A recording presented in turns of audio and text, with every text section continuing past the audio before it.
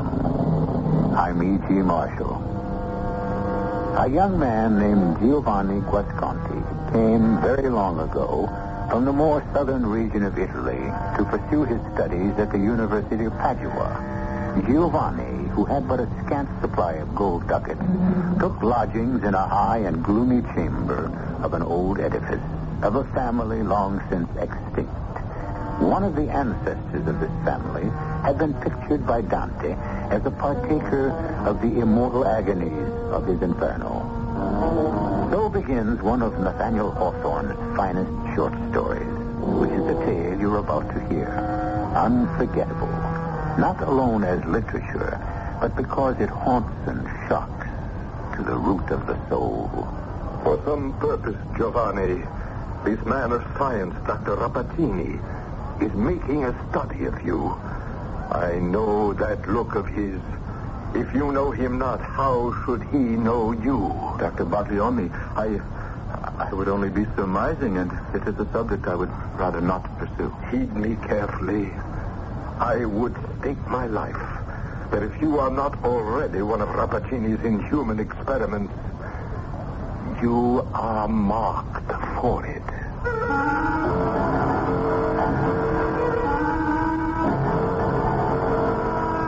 Our mystery drama, The Kiss of Death, was adapted from the Nathaniel Hawthorne classic short story, especially for the Mystery Theater, by Ian Martin, and stars Kurt Peterson and Patsy Bruder.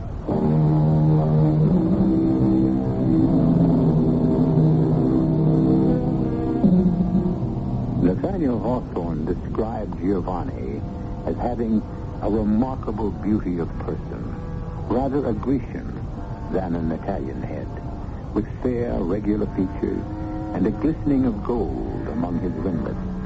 But the story he wove about him was as dark and menacing as his looks were light and open, and the terrible and tortuous fate which lurked in waiting for him was as exquisitely agonizing as any Dante contrived for his lost souls in the 7 rings of hell. I did not catch your name, senor, as we boarded the coach. Giovanni Guasconti. Ah, and mine, Salvatore Bergamo. You are young for an occupation. I am a student, sir. And not from our Tuscany? No, sir. From the south, Napoli. Ah, how came you then to Venice? By boat. All the way around the boot.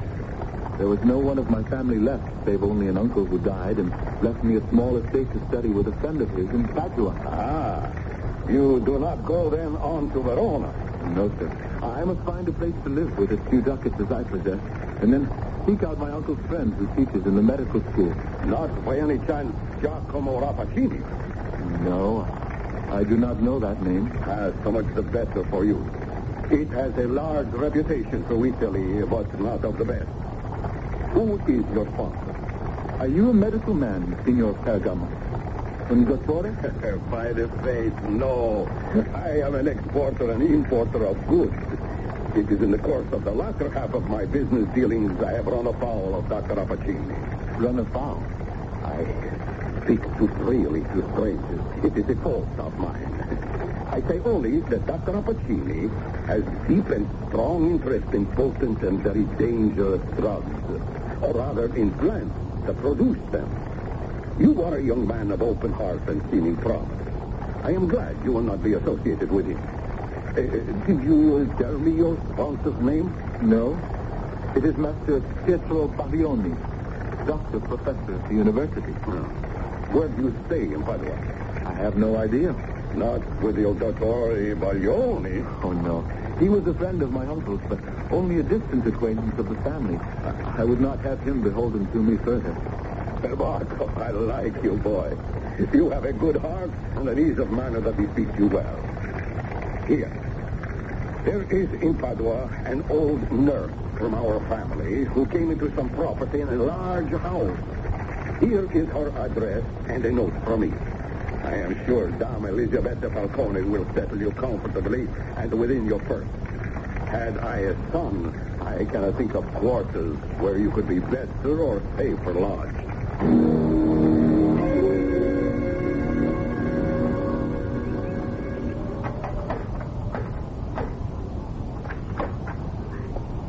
Si, signor. La Dama Elisabetta Falcone? At your service. To whom have I the honor of speaking? Giovanni Guasconti. I bear an introduction from an old friend, Signor Salvatore Pergamo. Oh, il maestro. Oh, Dio. Any friend of my little boy. Oh, come in, I beg you. Thank you. Prego. Oh, Salvatore. I was his nurse, you know. Oh, many years ago now. Tell me, how is he? In good health? Happy? In the most excellent health, I should say, judging by his girth. Oh. He gave me a letter for you, asking you forgive the script. Oh, bless the master. He can never bear to remember that I, who brought him up, can neither read nor write. But his signature and seal, that I recognize. Signor, would you be good enough to read what the paper says? Here, let me bring the lantern nearer. Right, it's simple enough. He says, Carissima. This will serve to introduce a young man of good family and great prospects, whose purse is not yet heavy and must find lodging while he attends the university.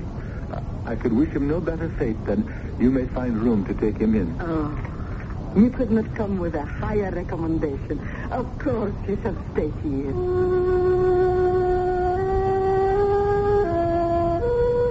I followed her up the curving marble staircase. The ceilings and walls finished in great old frescoes. The paint now molding and peeling from the walls. I had a few tradesmen who board on the lower floors. Too damp and musty for the young maestro. I'm afraid you're not very taken with Padua. I miss the sun. There's a chill here in the bones. Or in the heart. You're homesick? I have no home left. My parents, all my family, are dead. Ah, then, that is enough to dim the sun for anyone. Ecco, signor. Magnifico. But can I afford it? Oh, no one else is young enough to climb the stairs.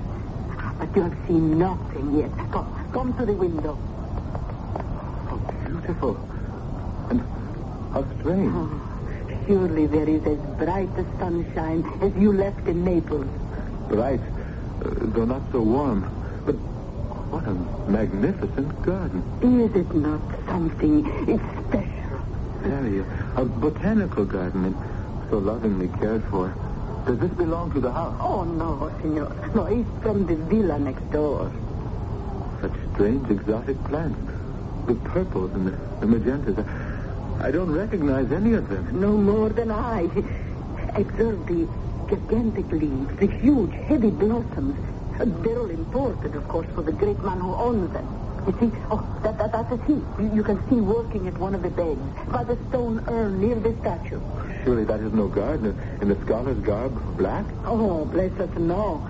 He permits no one else but himself to come near his plant. That is Dr. Rappaccini himself. Rappaccini?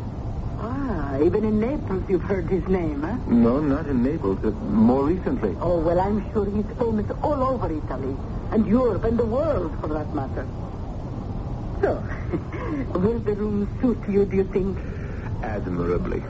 But if it will suit my purse. Oh, we shall arrange that when you join us for the evening meal.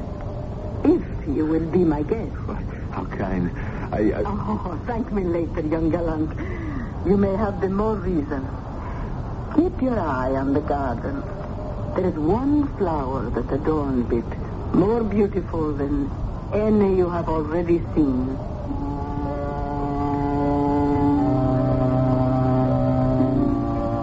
The strange, eerie beauty of that garden below held me spellbound.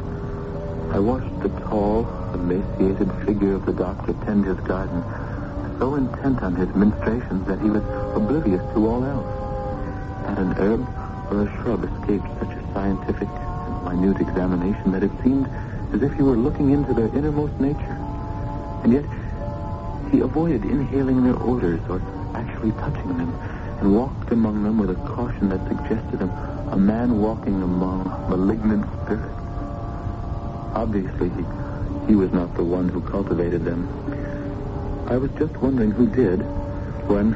Beatrice! Beatrice! Here I am, Father. Are you in the garden?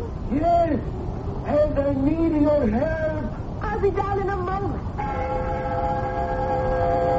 Now I knew Dama Falcone had meant when she said I had yet to see the garden's most beautiful flower. For brief as the glimpse I had had of her, this was the most radiant, the most vibrantly alive woman I had ever seen in my life. What is it, Father? Our chief treasure. It needs more care than I dare offer in my shattered state. I'm afraid you must take it over as all the others. Gladly. You know how I love them all. But this one... Oh, yes. I am talking to you, my sister. It shall be my task to serve you. And in return, you shall reward me with your perfumed breath, which is the breath of life to me. Never let her languish. She is my greatest triumph. And if truth be told, more than the breath of... What is it, Father? Something wrong? No. Nothing wrong. Come. The hour grows late, and the night air is not kind to my chest these days. Was the sickly, somehow menacing Dr. Rappaccini merely finished with his garden inspection?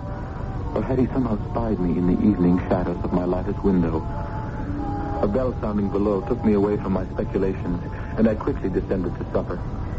So, all is settled to your satisfaction, and you desire to take the room? I already feel at home, if the agreed on sum is enough. Oh, more than enough. I promise you I shall not be a roisterer. In fact, I anticipate spending a great deal of time in my room above that magic window. I take it you have already seen its richest blooms. Yes, just before supper. Signora Falcone, how can I gain an introduction to her? Do you... Oh, the Rappacinis are far above my head. For all my village next door, they might live in another world.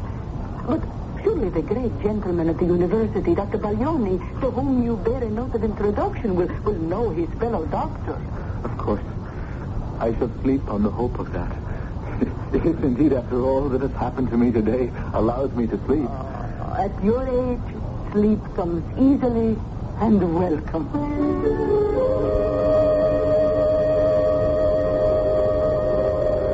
When I awoke, I had overslept and was bone weary from my travels and my new environment.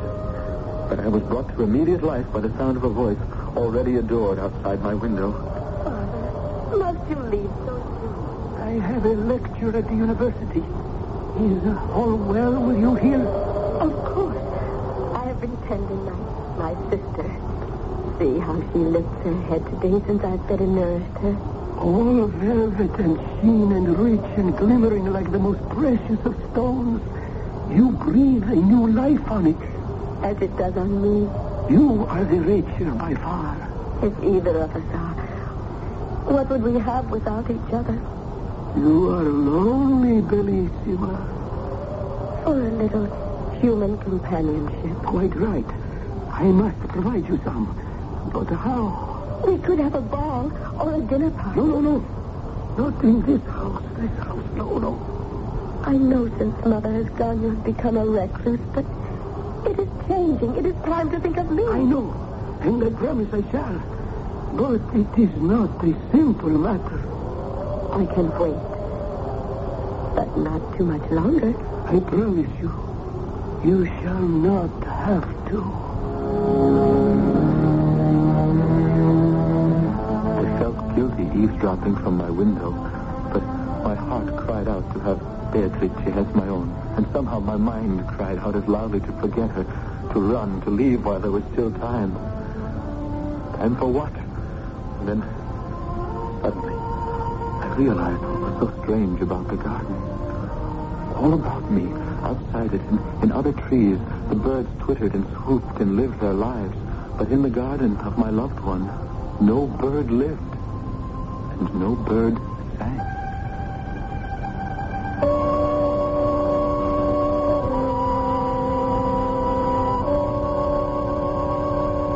But what has any threatened danger held back a man in love? And what danger could lurk in a garden of luxuriant and healthy flowers and shrubs? Lad Giovanni is about to find out and refuse to believe until the ultimate truth is too undeniable. Are I shall return shortly with Act 2.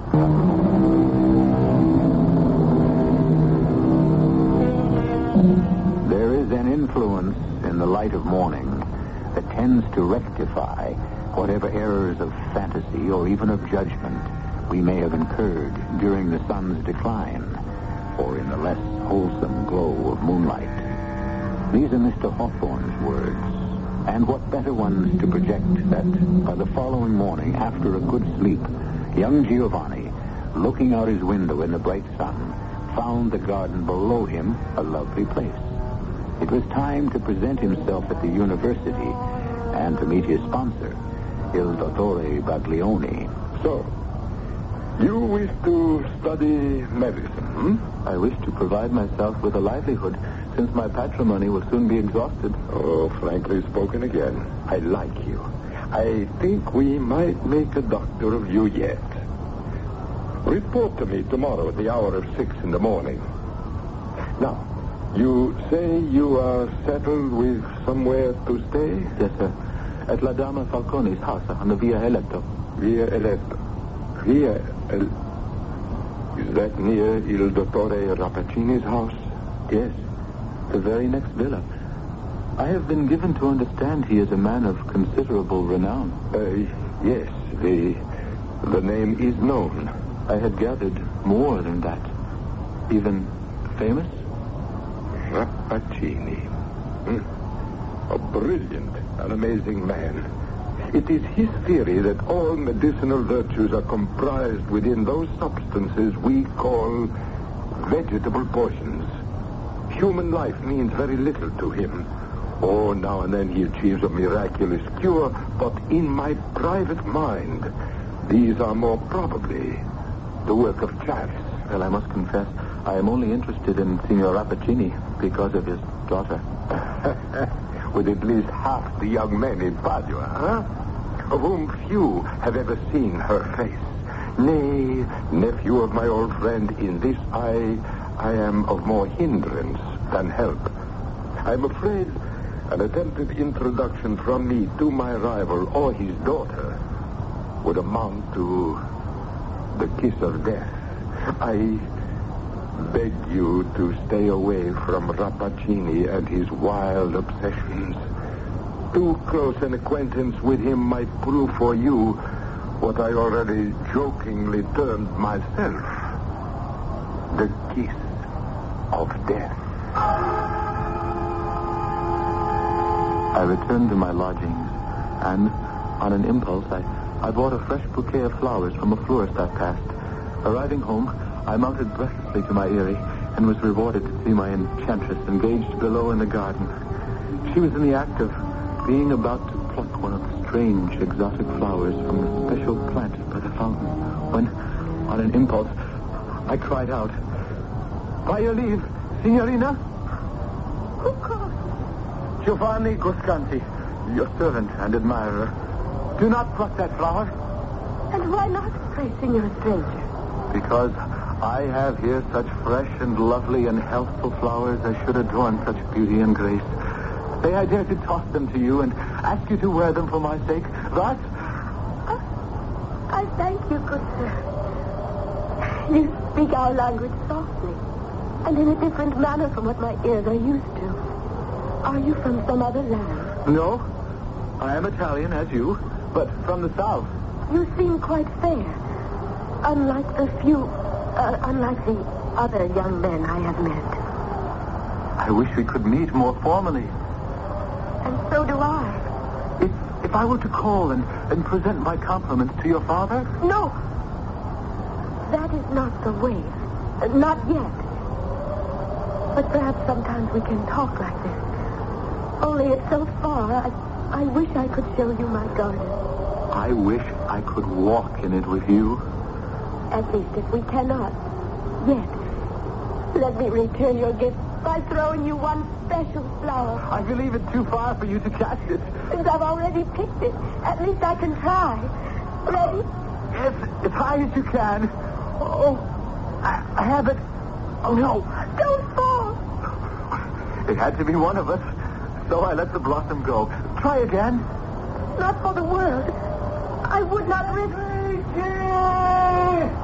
In the garden, Father. I shall be in directly. You should be in your room tomorrow afternoon. I'm afraid I shall be at my studies at the university. But soon, I hope. Come in. Coming? Yes, so do I hope. Soon. And thank you for my flowers. I will guard them and keep them well. Was it some trick of imagination in the half-light after sundown? But as she turned and fled up the garden path, did my eyes deceive me that my lovely bouquet was already withering in her grasp? Oh, nonsense. I tried to tell myself there was no possibility of distinguishing a faded flower from a fresh one at so great a distance. And my hand, where I had touched her flower, burned with a fever of longing. It was 3 days before I had returned to my full senses again, weak from loss of weight and the debilitating effect of some raging poison that had drained my system. I awakened to see Dama Falcone's kind and worried face hovering over my bed. Oh, so we are awake at last and in our senses, eh?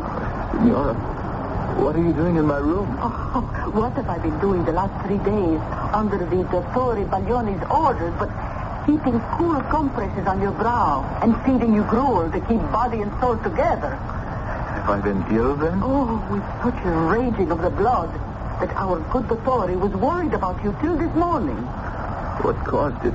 Even he is not sure. There are infectious germs about this time of year.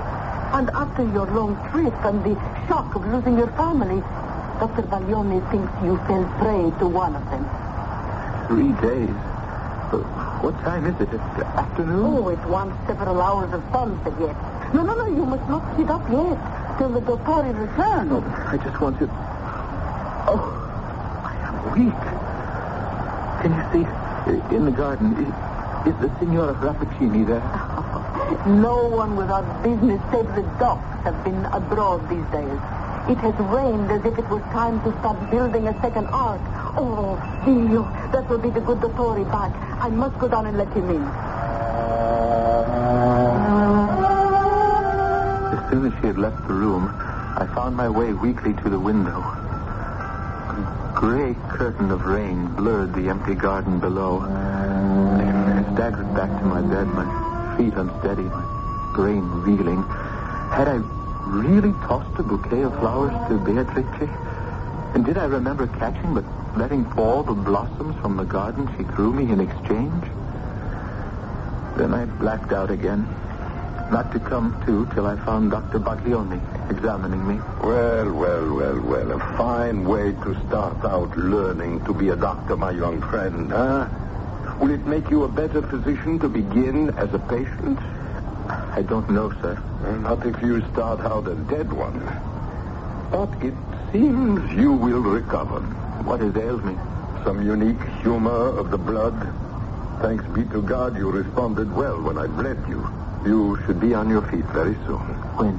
How soon? Oh, within the week, no doubt, with one as young and as vital as you. Meanwhile, rest and eat well. The good Dama Elisabetta will see that you are fed to regain the weight you have lost. How can I thank you enough for your aid and comfort? It is good to have a friend in a strange city. More than one. Surprisingly, someone else today inquired as to your well-being with what appeared to be great personal interest. Who? Dr. Rappaccini. What? I was not aware that you had made his acquaintance. Nor have I. Well, that is welcome news. For if you will follow my advice, you will have as little to do as possible with him. Why do you say that? For some purpose. This man of science is making a study of you. I know that look of his. I have seen that cold illumination as he bends over a bird, a mouse, a butterfly, which, in pursuit of some experiment, he has killed by the perfume of a flower. If you know him not, how should he know you? I would only be surmising, and it is a subject I would rather not pursue. And an acquaintance you had better not either. For, heed me carefully, Signor Giovanni, I would stake my life that if you are not already one of Rappaccini's inhuman experiments, you are marked for it. By the next morning, as I awoke refreshed and feeling myself... Buongiorno, Signor Visconti. Buongiorno, Damo Falcone. Oh, out of bed, naughty boy. I bring you your breakfast to eat in bed. Oh, I have it here by the window. Now, you must eat everything and not allow the attention to wander. Oh, I will eat. I am famished. Oh, for food or for a sight of Rappaccini's daughter? I suppose nothing escapes that sharp eye of yours, Mother Falcone. Not much. Or my ear. Oh, I think I could have told that doctor what ailed you better than he. What? I heard you and the signorina talking from the window. I think you are taken with a disease of the heart, no? Beatrice. Yes, but it is hopeless, I'm afraid. If only I could meet and walk with her in the garden. Well, there is a private entrance into the garden from the street. A private entrance to Dr. Rappaccini's garden? Not so loud. Almost any young man in Padua would sell his soul or his birthright to be admitted among those flowers. You may have what little I have if you will show me the way. Oh, gosh, I want nothing from you. No, I have been well paid already. And here's the key. I give it to you in return for one thing only. What? Name it. You are pale as a ghost and thin as a rail. Mangia, signor, so you don't scare the girl half to death. I ate like a lion, dressed in my very best. My blessed guide, Signora Falcone, led me along several obscure passages. Then, suddenly, we were at the door. I thanked her, turned the key easily in the lock, which must have been oiled. I was in Dr. Rappaccini's garden, practically under my own window. Welcome, Signor. You were not surprised to see me? A connoisseur of flowers such as yourself. After the lovely bouquet you tossed me 4 days ago, it is no marvel that my father's rare collection has tempted you to take a nearer view. Was it you who sent this key? I know. Well, then who? I know not. But does it matter? You are here. Come, I will show you our garden. If fame speaks true, you are as deeply skilled in these rich blossoms and spicy perfumes as your father. No. Although I have grown up among these flowers, I know no more of them than their hues and their perfumes. Believe me. Oh, there's the flower you tried to toss me by my window. May the good Lord be blessed you failed to grasp it. Why? I wanted it very much for a keepsake. Methinks you owe me one. I shall pick it for myself. Oh, no. Touch it not. Not for your very life. It would kill you.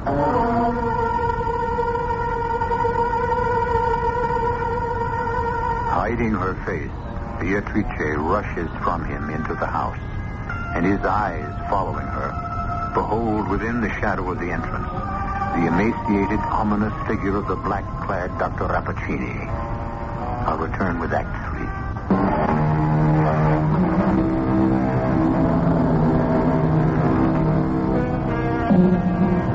3. Bewildered and shaken by his strange encounter with the girl he loves, Giovanni has stumbled back to his room, suddenly overcome with the debility of his 3-day illness, so faint that he is barely able to climb the stairs to his room.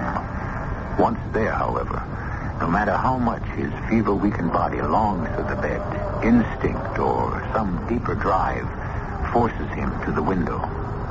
But how could you have given him the key to visit me if you knew there was danger for him? No danger now, my little one. But to think that thoughtlessly, the other day I tossed a blossom from this to him. Had he caught it, what would have happened to him? He would have died. Oh, sweet Mary, forgive me. You were innocent, my love. That would have been but small help to him.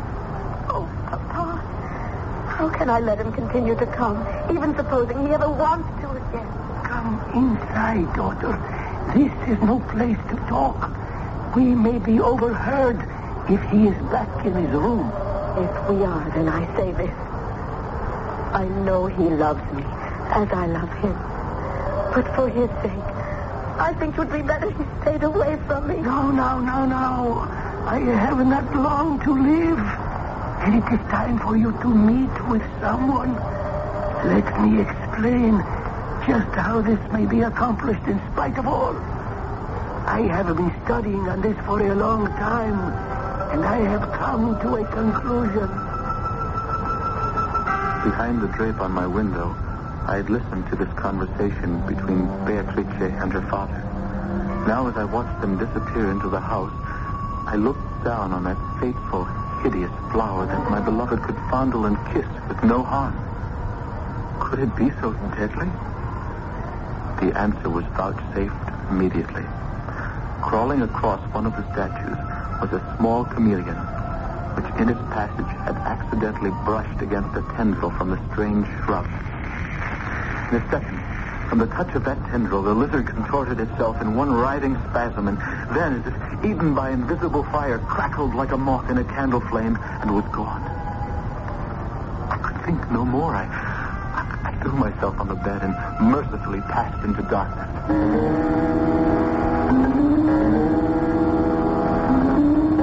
Good morning, my young friend. Oh, good morning, Dr. Bassioni. So, what is this that La Dame is telling me about you having a relapse and other things? Such as? That you have not only talked several times with La Signorina Rappaccini, but that you have also gained access to the garden and met her there. Yes, Signor. That is true. I look at you, and physically you appear to have made a remarkable recovery. This morning, you literally glow with health. It is true. I feel rested and full of life. I'm forced to conclude that perhaps this strange distemper that attacked you is less of the mind than perhaps of the heart. You're right, Doctor. Completely right. I am in love with Beatrice Rappaccini. I feared as much. With no estate or name and with no prospects but a long term of study before me, you consider my suit as hopeless as I consider it hopeless for deeper reasons. I think you must have some suspicions of the truth already. Very well. I've been too late to stop Rappaccini's experiment with his daughter, but at least I can try to stop him from what new experiment he plans for you. For me? What interest could he have in me? I haven't even met the man. Or where do you think the key came from that admitted you to the garden? Beatrice. Who else? From Rappaccini. Ask the Dama Falcone if you don't believe me. It was placed in her hands by the doctor himself, along with a golden ducat to make sure she brought it to you. But why? I don't understand. Who can penetrate the clouded workings of this tortured mind? A man who would sacrifice his own daughter to his own obsession. Is there nothing we can do for her? I would gladly give my life. Let us not be too hasty. There may be a way to outwit Rappaccini yet. How? You see this little silver flask? It was wrought by the hands of the great Cellini. It must be priceless. Yes. But most of all, because of what it contains. One sip of the antidote in it would render all the poisons of the Borgias innocuous. Bestow it on your Beatrice, and we will thwart Rappaccini yet. Once my dear old friend had left, I hastened to dress, my heart buoyed with the hope that the silver flask would make all well. And then came the ultimate blow. A small bird had crashed against the pane of my open window and dropped to the ledge. I went to the poor little creature, lifting it and finding it still alive and only momentarily stunned. Soothingly, I brought it to my lips. touching them to its head, about to make a sound of reassurance. But to my horror, like the chameleon in the garden the day before, the touch of my lips galvanized it into one agonizing spasm, and then it dissolved into nothingness in my hands. At the same moment, the voice of Beatrice called me from the garden. Giovanni, are you there? What do you want of me now, accursed, poisonous witch? Oh, no. Come down to the garden. Let me try to explain. No need for explanations anymore. I am the only being your breath cannot slay. Your kiss may never kill. I stumbled from my room for the door and for the garden. I was a mass of conflicting emotions. Love, hate, despair, and murderous fury as I faced Beatrice in that deadly garden. How can you pretend ignorance? Shall I prove the power I have gained from the pure daughter of Rappaccini? No proof is necessary. So you admit you have cast your poisonous spell on me. You saw what happened to the bird on the window? I saw, but it is not me. Believe me, it is my father's fatal science. How could you have not known? How could I have known? Locked up a prisoner all these years in this garden. My only companions, my father and the flowers. Particularly this evil thing of beauty that I pretended was a sister, because I had no human being to share my love and friendship with. You must have known. You had to know. Yesterday, when I reached for the blossom on this venomous vine, you cried out, "Touch it not, it will kill you." I did cry that out. And yet, a few days earlier, when I brought you flowers, you tossed the same blossom to me at my window. Luckily, that had only grazed my fingers, for that touch alone was enough to put me in a flush, a fever that nearly killed me. I knew nothing of that. Where did you think I was? If I had been myself for all the love I had in my heart for you, don't you think I would have been daily at your window? I thought you were at the university studying as you told me you would be. Of course. All innocence. And having failed to dispatch me from a distance, you had to provide me entry to the garden to make sure to... Oh, dear. Forgive me. I don't know what I'm saying. It was you who saved my life. A life that, believe me, I never had dreamed stood in any danger from me or mine. Your life was the most precious thing in the world to me. And because of it, I had to drive you from me. Why? I was in no danger. Don't you see? I knew nothing till after my father had given you the key. Even then, the one thing he told me was that you must not touch this flower upon pain of death. I was so lonely for you. I loved you so. I wanted only to spend a little time alone with you. I had forgot the flower when you were near, and all the world seemed lovely. Before I knew that I was something hateful and poisonous, sister to that deadly flower. Where did it come from? My father created it. Created it? He knows all the vile secrets of nature. At the very hour when I first drew breath, this plant sprung from the soil, the offspring of his science, his intellect, while I was only his earthly child. But I grew up and was nourished by it. I thought of it as my sister, not as my doom. Not only yours, but mine. Look. No! You funny! You see, I picked the flower, and it is as harmless to me now as you. Oh, just put my curse on what I love best. No curse, my daughter. Dr. Rappaccini. No curse! You made us both unclean. Unclean. Look at you. One step below God, both of you, and I created you. Feel the power that courses through your veins. The magic gift my arts have brought you. You could quell the mightiest enemy with a breath. Shrivel the most monstrous onslaught against you with a touch. What more could you ask than to be as near immortal as man or woman may reach? I would have chosen to be loved, not feared.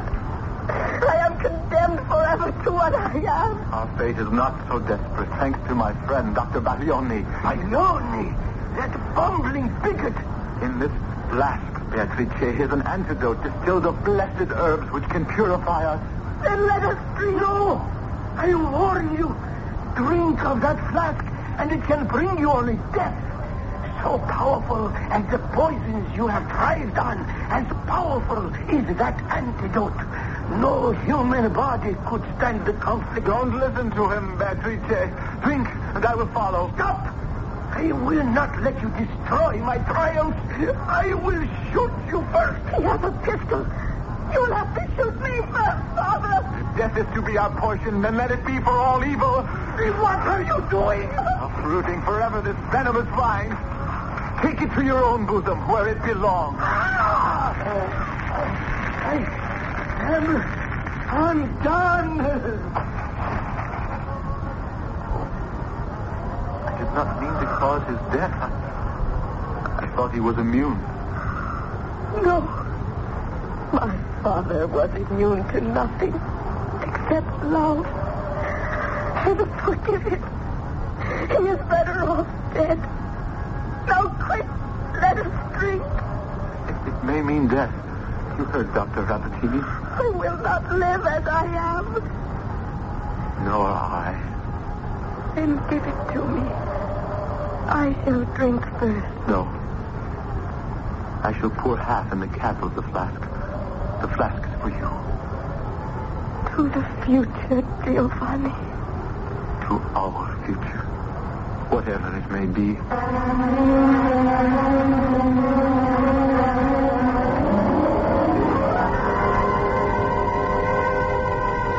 What future did these lovers find? Were they star-crossed as Romeo and Juliet? Or did the gods smile on them like Elizabeth and Robert Browning? Well, what does it matter after all if they were together? A good story doesn't always need an end. At least none beyond that the listener chooses to select, believe for himself. I'll be back shortly.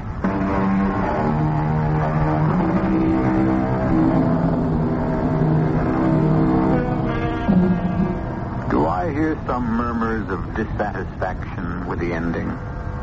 Then let us make a confession. The story, as you have heard it, does not end exactly as Nathaniel Hawthorne wrote it.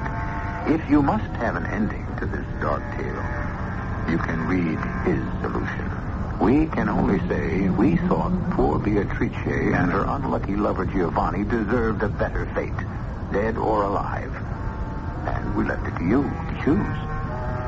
Our cast included Kurt Peterson, Patsy Bruder, Arnold Moss, Bryna Rayburn, and Gilbert Mack. The entire production was under the direction of Hyman Brown. And now, a preview of our next tale. I wouldn't go in there if I was you. You wouldn't? Folks get lost in there. And a lot of that. Oh, we won't get lost. I have a very good sense of direction. But all the same, you take my advice. You stay out of Dutchman's woods. See, Ronnie? Oh, that's ridiculous. We can take care of ourselves. We're not going to get lost. Nobody aims to, of course. Folks do it, though. Yeah, I was going to ask you if Mrs. Griffin, Sarah, would be willing to put up a picnic lunch for us. Oh, she'll fix you up something for lunch. No trouble about that. Only thing is... Oh, we'll be very careful. Well, I'll just go to talk to Sarah about the lunch then. Thanks. But if I was you, I'd stay out of Dutchman's Wood. This is E.G. Marshall inviting you to return to our Mystery Theater for another adventure in the macabre. Until next time, pleasant dreams.